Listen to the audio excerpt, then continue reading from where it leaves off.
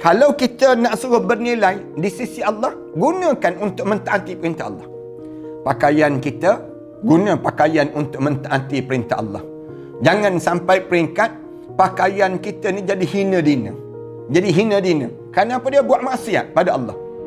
Dalam syurga ni ada satu pohon nama dia Tuba. Kita berniat, ya Allah, lama dah tak makan musangking. Misal contohnya. Dalam syurga ni, teringat makan musangking. Keluar pohon buah musangking dalam syurga Allah Subhanahu Wa Taala.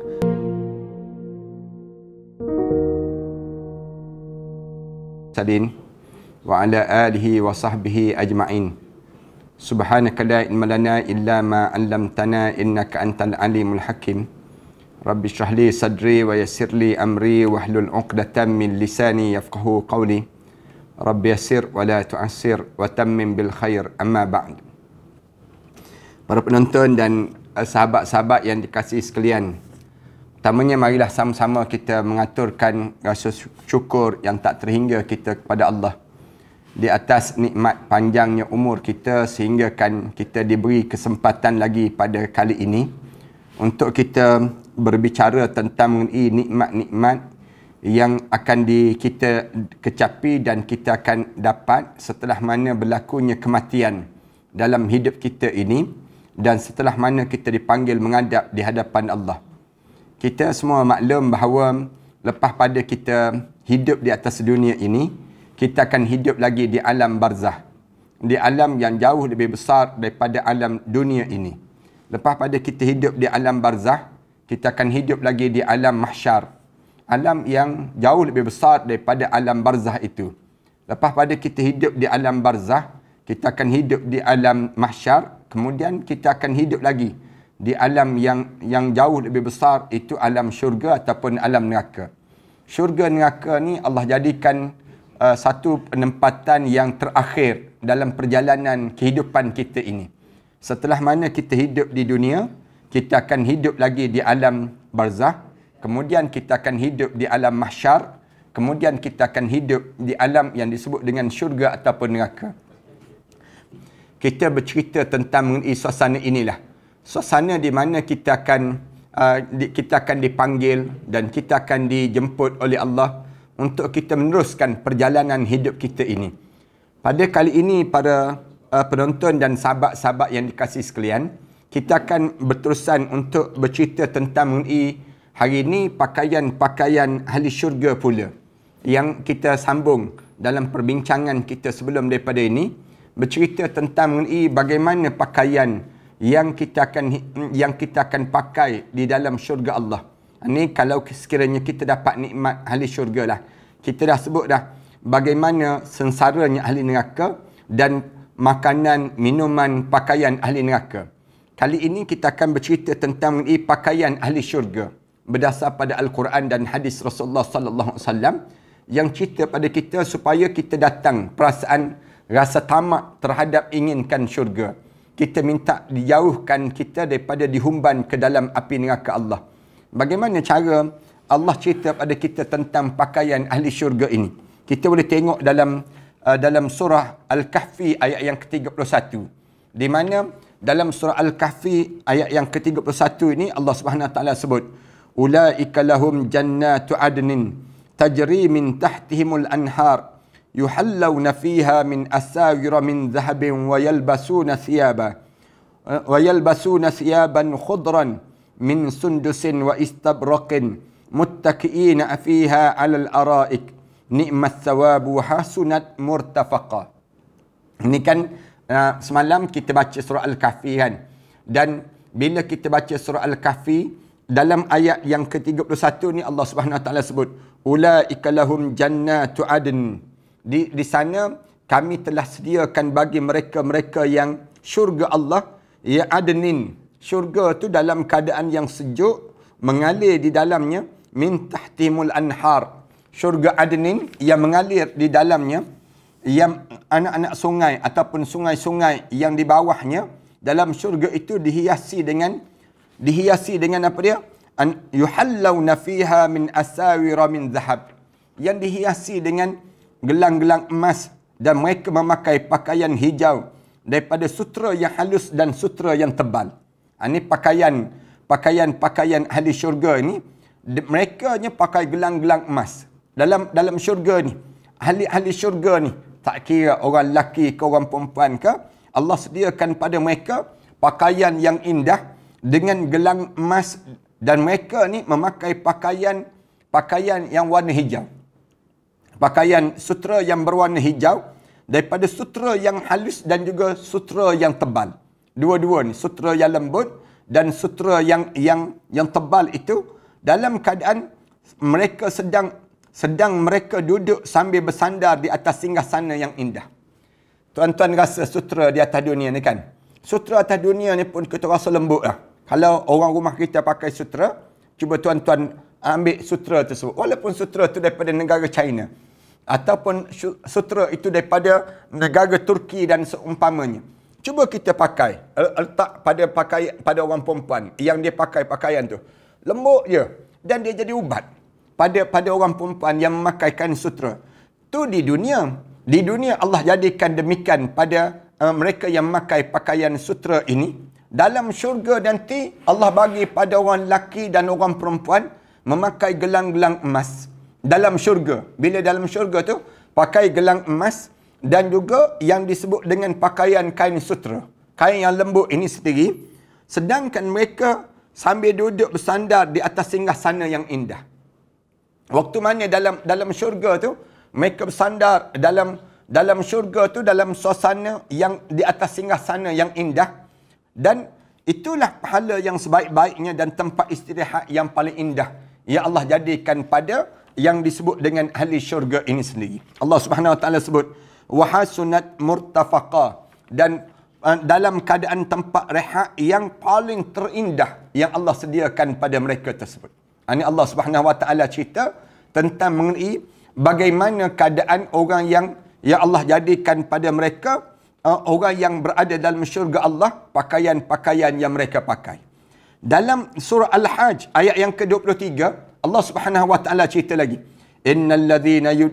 Innallaha yudkhilul ladzina amanu wa amilus salihat, dan sesungguhnya Allah telah memasukkan orang yang beriman pada Allah dan orang yang beramal saleh, jannatin tajri min tahtiyal anhar, di dalam syurga, yang dalam syurga itu mengalir anak-anak sungai yang banyak, anak-anak sungai ataupun sungai yang indah.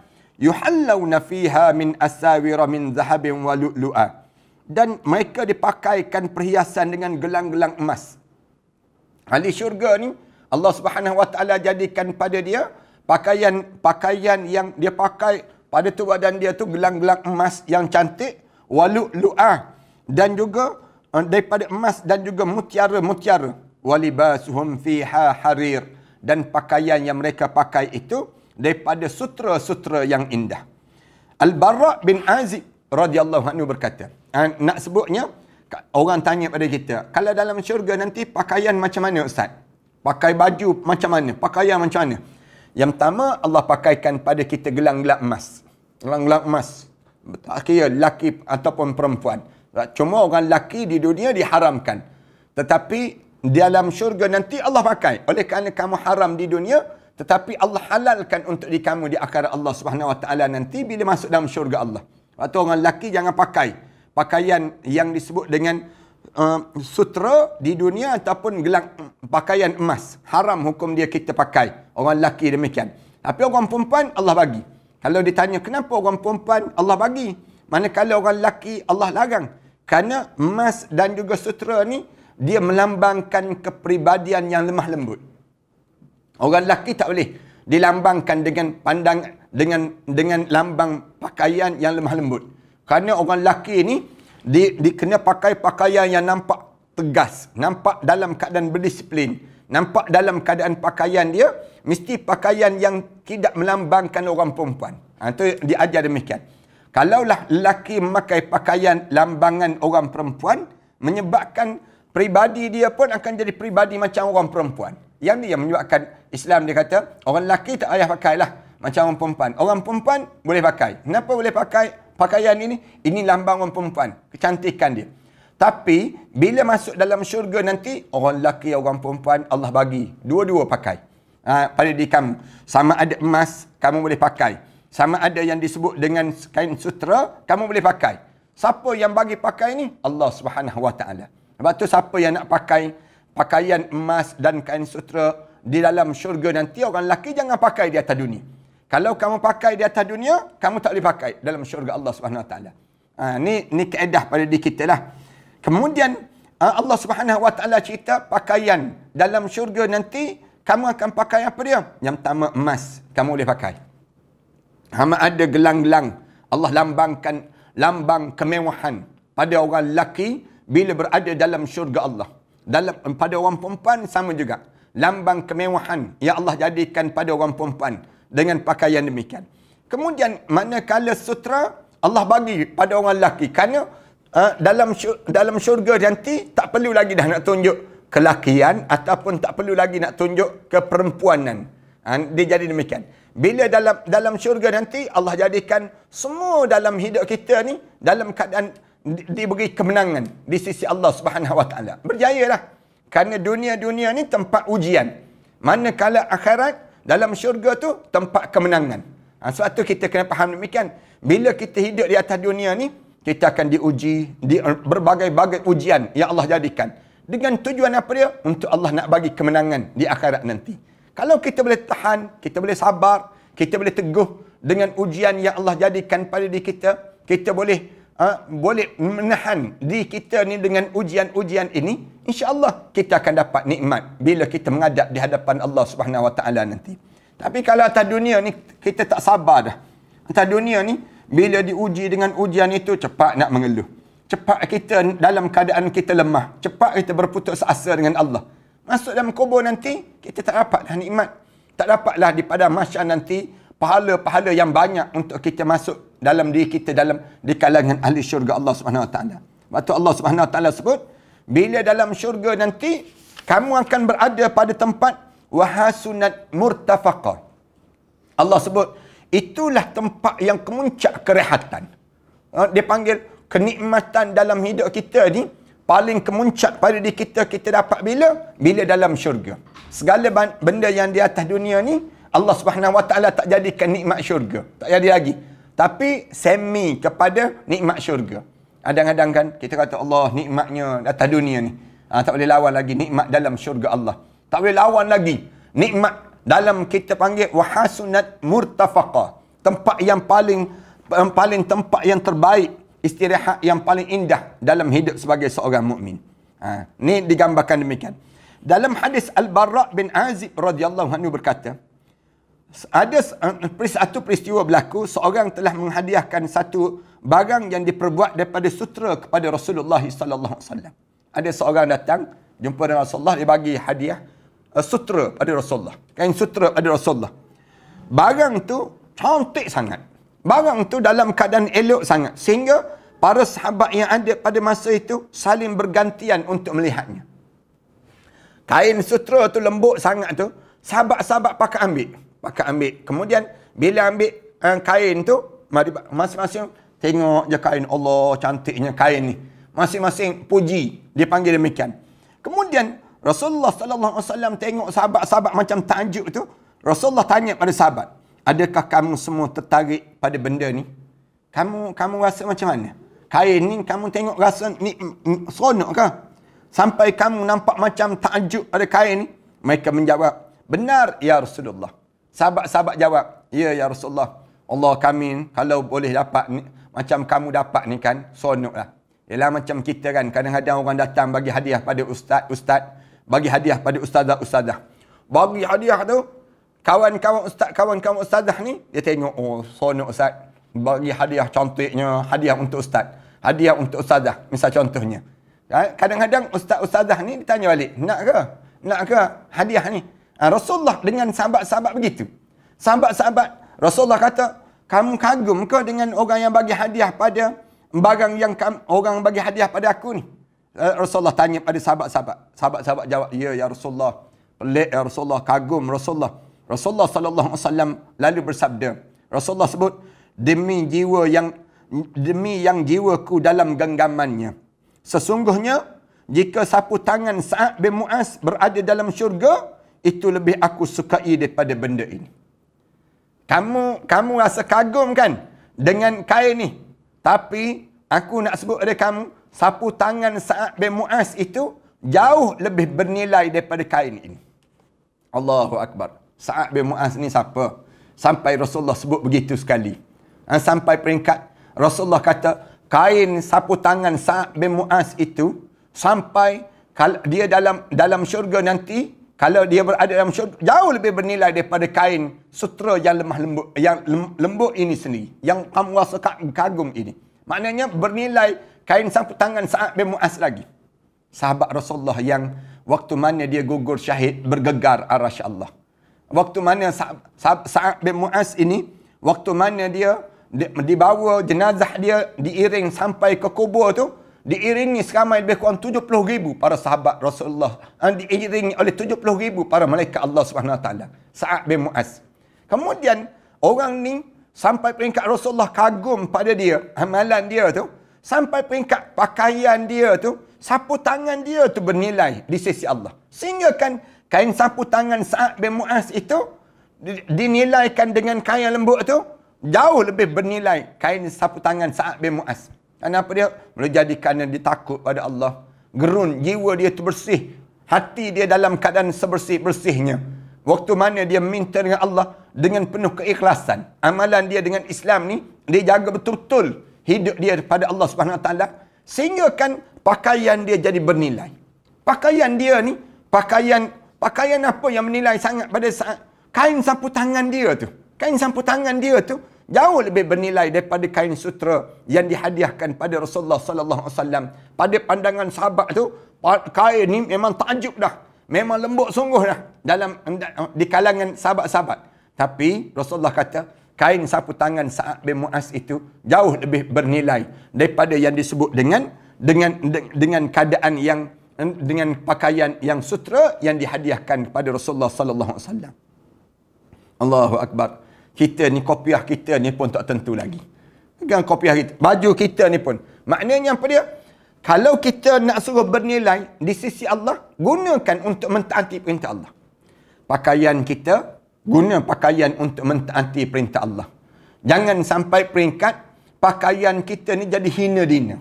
Jadi hina dina. Kerana apa dia? Buat maksiat pada Allah. Kadang-kadang ada orang kita ni, bila dia berpakaian, pakaian dia tu tidak menjadikan pakaian untuk taat. Tetapi pakaian untuk menjadi, dia buat maksiat pada Allah. Dia tunjuk aurat dia. Dia pakai pakaian, tapi pakaian dia terdedah aurat dia. Jangan demikianlah. Biar pakaian kita ni menutup aurat kita.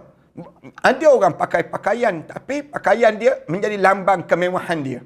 Tidak menjadi lambang ketaatan dia. Rugilah dalam hidup dia. Dalam hidup, biar kita pakaian kita ni menjadi lambang ketakwaan dalam hidup kita. Semakin kita berpakaian, pakaian kita ni, bila kita tengok kain-kain kita yang tersusun tu, kita nampak terus. Mudah-mudahan pakaian ni semua berada dalam syurga Allah SWT. Itu cara demikian. Pakaian kita ni lah yang kita akan pakai balik. Bila kita dalam syurga nanti, pakaian yang jauh lebih indah daripada pakaian yang ada di sini. Macam mana cara? Sedekah pakaian kita. Infak pakaian kita tu. Yang cantik-cantik dan sebagainya, kita bagi pada orang saleh. Bagi pada orang-orang yang taat pada perintah Allah. Supaya apa dia? Dia boleh berpakaian sama dengan pakaian kita. Ni orang kita dia tiru pakaian, nak pakai pakaian krokodil. Nak pakai pakaian buaya. Akhirnya dia jadi buaya. Tak kena gayanya. Itu yang menyebabkan rosak pada diri dia.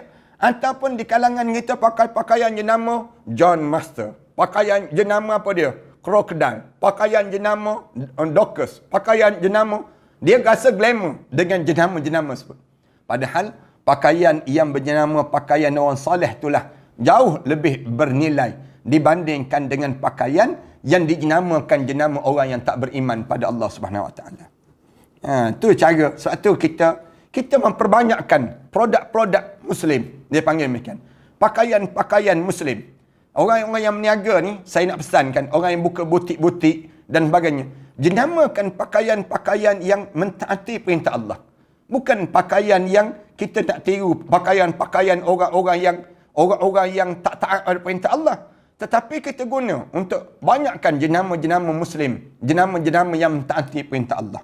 Itu cara demikian. Kerana kita bayangkan Rasulullah sebut sapu tangan Sa'ad bin Mu'az itu jauh lebih bernilai daripada kain sutera yang diberi hadiah oleh orang ni pada aku. Padahal kain sutera ni jadi takjub dah pada sahabat-sahabat. Tapi Rasulullah kata, aku lebih takjub dengan kain sapu tangan Sa'ad bin Mu'az dibandingkan di sisi Allah, dibandingkan dengan yang disebut dengan pakaian sutera ini sendiri. Allahu Akbar. Sampai begitu sekali Rasulullah sebut pada Sa'ad bin Mu'az. Mulianya sahabat Rasulullah sallallahu alaihi wasallam. Boleh jadi nama kita tak disebut oleh Rasulullah. Tapi bila kita boleh jadi macam Sa'ad bin Mu'az, kita akan jadi demikian dalam syurga Allah Subhanahu Wa Taala nanti. Itu yang kita kena sentiasa impikan dalam hidup kita sebagai seorang mukmin. Jangan kita jadi orang yang nak tiru orang tu, nak tiru orang ni. Biar kita hidup dalam keadaan kita tiru siapa dalam hidup kita? Sahabat-sahabat Rasulullah. Tiru jenama-jenama siapa? Jenama-jenama orang yang saleh di kalangan kita. Di saat mana orang sedang mengejikan orang-orang alim, orang saleh sekarang ni, kita jangan kitanya terikut sama dengan mereka. Jangan. Tetapi kita jadi orang yang mentaati perintah Allah dalam kehidupan kita. Dalam riwayat lain dinyatakan, Rasulullah SAW telah mendapat hadiah berapa helai baju yang diperbuat daripada sutera dan dihadiahkan pada seorang maharaja kepada Rasulullah SAW. Yang dihadiahkan oleh maharaja pada Rasulullah SAW. Raja-raja ni bila dia kenal Rasulullah SAW, bagi hadiah pada Rasulullah. Bagi hadiah apa? Kain sutera, baju kain sutera yang dihadiahkan pada Rasulullah SAW. Para sahabat yang ada pada masa itu pun berkumpul berhampiran Rasulullah untuk melihat kerana kagum dan memegang baju-baju yang dihadiahkan itu. Sahabat-sahabat bila tahu ada raja-raja bagi hadiah pada Rasulullah kain yang mahal-mahal, yang lembut-lembut, kain daripada yang diperbuat daripada sutera, sahabat-sahabat datang tengok. Allah, lembutnya kain ni. Syukurnya di kalangan sahabat ni memegang baju-baju tersebut dan memegang baju tu. Rasulullah bila tengok sahabat-sahabat jadi takjub demikian, Rasulullah tanya balik pada sahabat-sahabat, kamu rasa tertarik ke dengan baju ni? Rasulullah tanya pada sahabat-sahabat. Mereka menjawab, ya Rasulullah, tertarik ya Rasulullah, cantik kain dia, lembut dia, kemudian cara dia, semua tu menjadikan kecantikan pada kami ya Rasulullah. Lalu Rasulullah jawab, demi yang jiwaku pada tangannya, sesungguhnya jika sapu tangan Sa'ad bin Mu'az berada dalam syurga, itu lebih aku sukai daripada benda ini. Allahu Akbar. Padahal sapu tangan ni macam mana kain dia? Kain pula Sa'ad bin Mu'az bukan sahabat yang paling kaya di kalangan sahabat-sahabat Rasulullah. Kemudian kain tu pula keras. Sapu tangan pula. Rasulullah kata, sapu tangan Sa'ad bin Mu'az itu jauh lebih bernilai daripada kain ini. Rasulullah SAW berkata pada salah seorang anak muda, wahai anak muda, bawalah ini pada Abu Jaham dan bawalah kepada kami buah mangganya. Rasulullah kata, anak muda, kamu ambil kain ni, kamu pergi pada berjumpa dengan Abu Jaham, kamu bayar pada Abu Jaham. Maksudnya, kamu bagi pada Abu Jaham kain baju ni, kata Muhammad bin Abdullah Rasulullah, bagi pada dia dan gantinya apa dia? Buah mangga daripada dia.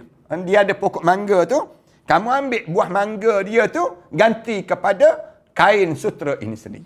Itu je nilai yang Rasulullah sallallahu alaihi wasallam lakukan. Rasulullah sallallahu alaihi wasallam sebut, sahabat-sahabat ambil kain ni pergi rumah Abu Jaham, kemudian tukar dengan minta dengan Abu Jaham, kata Rasulullah bagi kain ini pada kamu wahai Abu Jaham. Kemudian lepas itu Rasulullah minta dibayar dengan apa dia? Tukar balik. Tukar dengan yang disebut dengan buah mangga. Senang. Itu je nilai yang Rasulullah sallallahu alaihi wasallam lakukan. Kemudian habis tajuk pakaian dalam syurga Allah Subhanahu Wa Taala. Pohon syurga terbelah sehingga keluar daripadanya segala keperluan. Dalam syurga ni ada pohon yang boleh terbelah hingga keluar segala hajat yang dihajati oleh setiap di kalangan orang yang berhajat. Itu cara demikian. Abu Hurairah radhiyallahu anhu berkata, di dalam syurga itu terdapat sebuah pohon yang nama pohon Tubah. Pohon yang Tubah. Pohon Tubah ni yang Allah Ta'ala berkata pada penduduk syurga, terbelahlah kamu demi hamba-Ku mengikut sesuka hatinya. Maknanya, berbuahlah kamu wahai pohon tuba mengikut yang diniatkan oleh mana-mana orang yang dia niat saja sesuatu perkara yang daripada kamu wahai pohon tuba, kamu keluarkan hajat dia. Datang berdiri depan pohon tu. Dalam syurga ni ada satu pohon nama dia tuba. Kita berniat, ya Allah, lama dah tak makan musangking. Misal contohnya. Dalam syurga ni, teringat makan musangking. Keluar pohon, buah musangking. Dalam syurga Allah SWT. Ni kamu keluar. Kemudian, ataupun lalu terbelahlah dia mengeluarkan kuda beserta pelana dan kendalinya serta segala keperluan penunggang. Sedangkan bentuknya sesuai dengan hamba tersebut. Allahu Akbar. Yang tu buah. Ada juga yang kamu terbelah pohon tuba, kamu orang ni niat apa dia?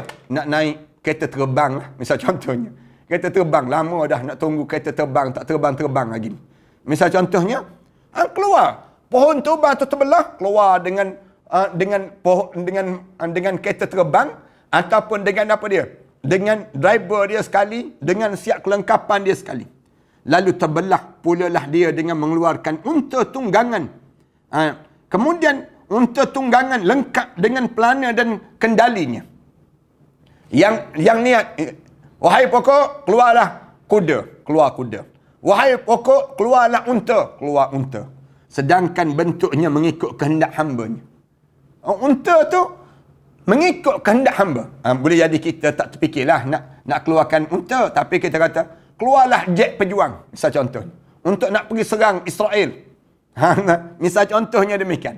Kita pun dalam keadaan demikian, pohon tuba ni keluar. Keluar produk-produk tersebut. Keluar juga daripada pohon itu, tunggangan pilihan dan pakaian. Sama ada. Pokok tuba ni, dalam syurga Allah ni, pakaian pun keluar, kemudian tunggangan pun keluar. Hadis ni diriwayatkan oleh Ibn Al-Mubarak daripada Muammar, daripada Al-As'ad bin Abdullah, daripada Syah bin Husayyab yang cerita perkara demikian. Diriwayatkan bahawa seorang lelaki datang menemui Rasulullah sallallahu alaihi wasallam. Datang seorang lelaki, lalu dia berkata, "Beritahu padaku wahai Rasulullah mengenai pakaian penduduk syurga." Ya Rasulullah, ceritalah pada kami tentang pakaian penduduk syurga ya Rasulullah. Ni di kalangan orang yang dia tahu zaman Rasulullah sallallahu alaihi wasallam. Kemudian, adakah itu berupa pakaian yang sudah tersedia ataupun diperbuat terlebih dahulu ya Rasulullah? Pakaian ni dah siap dah ya Rasulullah, ataupun memang dibuat awal-awal lagi. Pakai je. Kita masuk dalam syurga, kita pakai je terus ya Rasulullah. Sahabat-sahabat ketawa mendengarnya. Ada juga orang yang datang jumpa dengan Rasulullah, dia tanya Rasulullah, "Ya Rasulullah, cerita pada aku pakaian yang ada dalam syurga ni, mengenai pakaian penduduk syurga, pakaian tu dah siap ke ataupun kena tempah waktu tu ya Rasulullah?" Sahabat-sahabat ketawa dengar. Sehingga Rasulullah berkata, "Apa yang kamu semua ketawa? Kamu ni ketawa kenapa?" Rasulullah tegur balik sahabat-sahabat yang ketawa. "Apa salahnya jika seorang tidak tahu bertanya pada orang yang tahu?" Rasulullah sallallahu alaihi wasallam tegur balik sahabat, "Janganlah ketawa macam tu. Apa salahnya? Dia tak tahu kan? Walaupun soalan tu bunyi soalan bodoh je nampak. Dengar soalan tu macam soalan yang tak logik, ditanya soalan demikian. Tapi dia tak tahu kan? Bila dia tak tahu, dia tanya. Bila dia tanya dengan keadaan yang dia nak tahu, salah ke?" Sahabat Rasulullah tegur sahabat-sahabat. Lalu Rasulullah jawab, "Mana orang tanya tadi?" Rasulullah tanya balik, "Siapa dah tanya soalan tadi?" Rasulullah tanya demikian. Dijawab oleh sahabat-sahabat, "Ini orangnya ya Rasulullah. Ni ya Rasulullah, tunjuk ya Rasulullah. Ni orang yang tanya tadi." Rasulullah awalnya Rasulullah tegur, "Jangan ketawakan orang kalau orang tanya. Dah dia tak tahu. Kamu ni ketawakan dia buat apa? Malu orang tersebut." Ni budaya orang kita pun sama juga. Kadang-kadang ada orang kita tanya soalan-soalan tu kadang-kadang soalan-soalan yang bagi kita dah tahu, tapi orang lain belum tahu lagi. Ada lagi orang yang tak tahu, tapi dia tanya soalan. Boleh tak kita jawab? Boleh, jawab. Rasulullah kata jangan tawa pada orang yang tanya soalan demikian. Walaupun bunyinya macam tak cerdik. Soalan yang ditanya tu macam tak cerdik. Lalu Rasulullah tanya balik, "Mana orang yang tanya tadi?" Sahabat-sahabat pun tunjuk. Ni Rasulullah. Orang yang tanya soalan tadi. Rasulullah bersabda, bukan demikian wahai saudaraku. Rasulullah kata bukan begitu saudaraku. Akan tetapi pakaian di syurga tu diambil daripada buah-buahan yang ada di sana. Baginda mengucapkan kata-kata ini sebanyak 3 kali. Pakaian tu bukannya begitu. Rasulullah kata, pakaian tu diambil daripada buah-buah dalam syurga tu dijadikan pakaian. Allahu Akbar. Sampai 3 kali. Rasulullah sallallahu alaihi wasallam sabda, tidak ada pohon di syurga itu melainkan batangnya diperbuat daripada emas. Kalau kita tanya, Allah pakaian daripada buah-buah dalam syurga? Iyalah. Kalau bayangkan batang dia tu pun daripada emas. Buah lagilah bernilai. Buah tersebut. Batang tu pun, semua batang-batang dalam syurga Allah, semua diperbuat daripada emas. Diperbuat daripada emas. Rasulullah sebut demikian. Tak ada pohon pun dalam syurga ni kecuali batang dia diperbuat daripada emas. Batang-batang dalam syurga Allah Subhanahu Wa Taala. Ibnu Abbas berkata, pohon kurma di syurga itu buahnya adalah permata zamrud yang hijau. Mula disebut demikian. Pohon kurma dalam syurga tu buah dia daripada permata zamrud yang warna hijau. Yang orang sibuk cari kan. Permata zamrud yang paling mahal di dunia. Yang baru ni dijumpai seketul zamrud itu bernilai lebih kurang 40 juta dolar Amerika. Ada yang kata 80 juta dolar Amerika. Yang sebiji kecil je zamrud, permata zamrud ni. Daunnya daripada emas merah. Ini dalam syurga Allah Subhanahu Wa Taala. Daun dia daripada emas yang warna merah. Sekarang ni kan musim-musim emas mahal ni kan. Musim emas mahal ni. Dan emas merah. Buah dia yang telah masak berwarna putih, lebih putih daripada susu. Buah-buah kurma tu lebih putih daripada air susu. Air susu, kita tengok air susu tu jauh lebih putih. Rasa dia amat manis. Lebih manis daripada madu. Dan pelepahnya dijadikan pakaian oleh penduduk syurga. Ahli-ahli syurga ni ambil pelepah-pelepah tu jadikan pakaian. Macam manalah Allah jadikan dalam syurga tu. Indahnya. Daripada pohon itulah pakaian dan perhiasan mereka yang diriwayatkan oleh Ibnu Al-Mubarak yang menceritakan keadaan demikian. Kemudian diriwayatkan bahawa satu kali seorang tanya pada Rasulullah sallallahu alaihi wasallam, adakah ada pohon kurma dalam syurga nanti ya Rasulullah? Ada seorang tanya pada Rasulullah, ya Rasulullah, dalam syurga ni ada pohon kurma tak Rasulullah?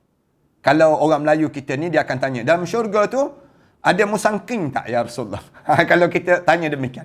Kemudian Rasulullah sallallahu alaihi wasallam jawab, ada. Rasulullah jawab, ada. Demi yang diriku dalam tangannya baginya batang daripada emas. Batang pohon kurma dalam syurga tu diperbuat daripada emas. Pucuk daripada emas. Pucuk pohon kurma tu pun daripada emas. Pelepah daripada emas. Dan daunnya indah bagaikan hiasan yang paling indah yang pernah dilihat oleh manusia di bumi ini. Kita tengok di atas muka bumi ni cantik sangat. Kadang-kadang kita tengok dalam suasana yang indah sangat. Dipanggil demikian. Kemudian buahnya besar bagaikan botol yang amat besar. Buah dalam syurga ni besar bagaikan botol yang amat besar. Kadang-kadang kan kita pergi, orang sebut, ada kedai air buah gelas besar Ustaz. Kita pergi tengok, bukan gelas, jak besar. Nak sebutnya dia panggil gelas besar. Ia lebih lembut daripada keju.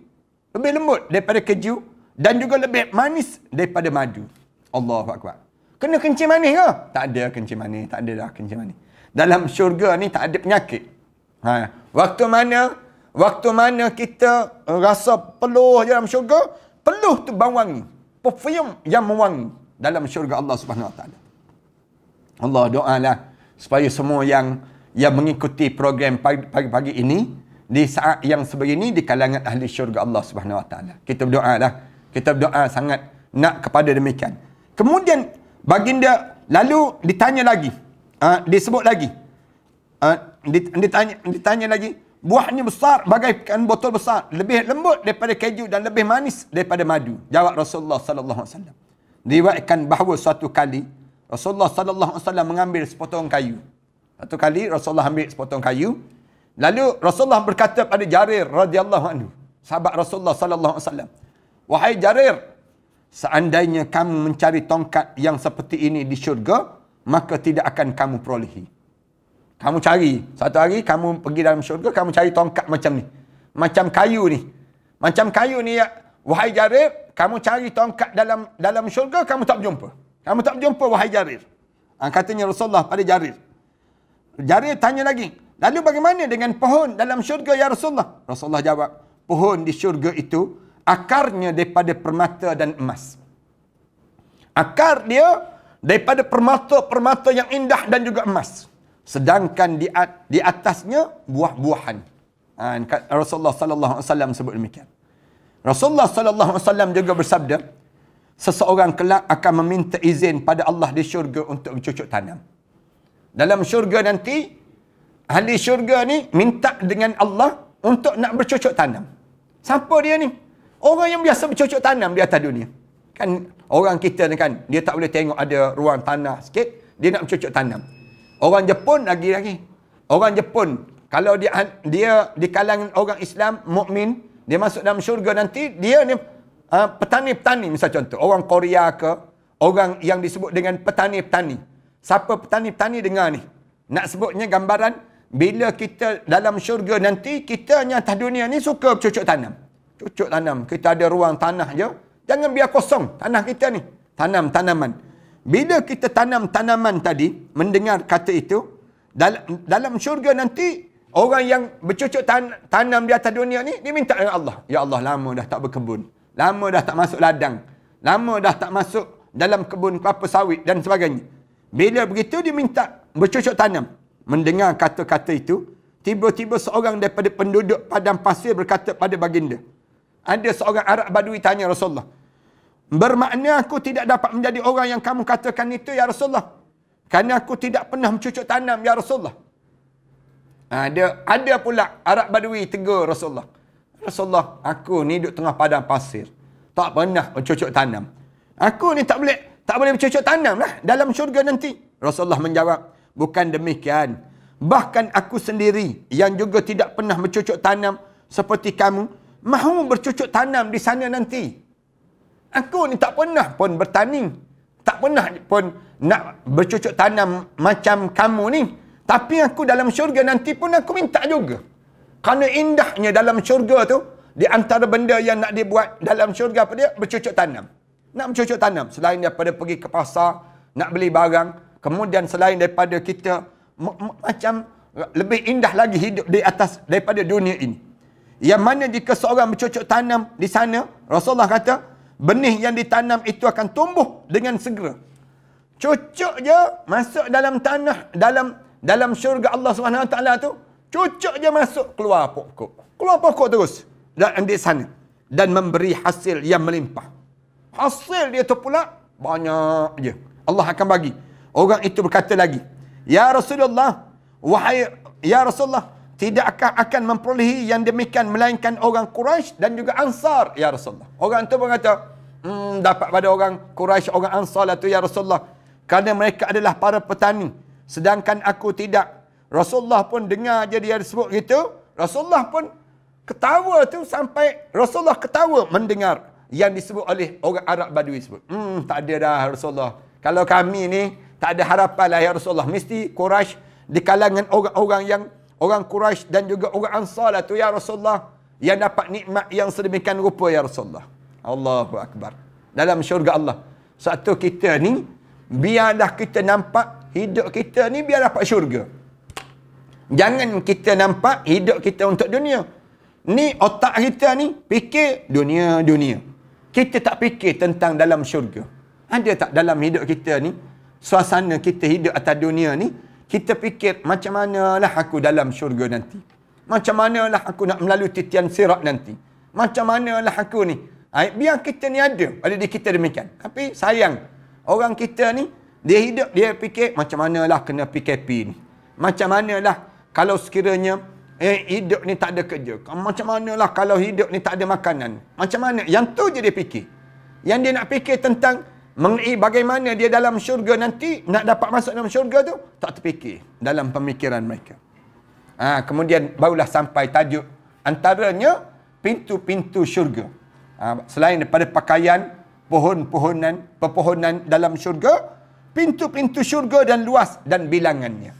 Pintu syurga dan luas bilangan pintu syurga ini sendiri. InsyaAllah kita sambung pada akan datang nantilah dalam membicarakan pintu syurga. Kerana pintu syurga ni panjang sikit dalam perbincangannya, kita akan sebut pada pengajian yang akan datang nanti mengenai perkara-perkara yang panjang ini lagi insyaAllah. Dan mudah-mudahan Allah jadikan perbincangan kita ni membawa kebaikan yang terusan dalam hidup kita. A'udzubillahi minasyaitanirrajim. Bismillahirrahmanirrahim. Alhamdulillahirabbil alamin. Wassalatu wassalamu ala rasulil amin wa ala alihi wa sahbihi ajma'in. Rabbana iftah bainana wa bain qaumina bil haqq wa anta khairul fatihin. Rabbana zalamna anfusana wa illam taghfir lana wa tarhamna lanakuna minal khasirin. Rabbana wa tub alaina innaka antat tawwabur rahim. Rabbana ij'alna muqimas salah wa min dzurriyyatina rabbana wa taqabbal du'a. Rabbana atina fid dunya hasanah wa fil akhirati hasanah wa qina adzaban nar. Sallallahu ala Muhammad wa ala alihi wa sahbihi wasallam. Walhamdulillahi rabbil alamin.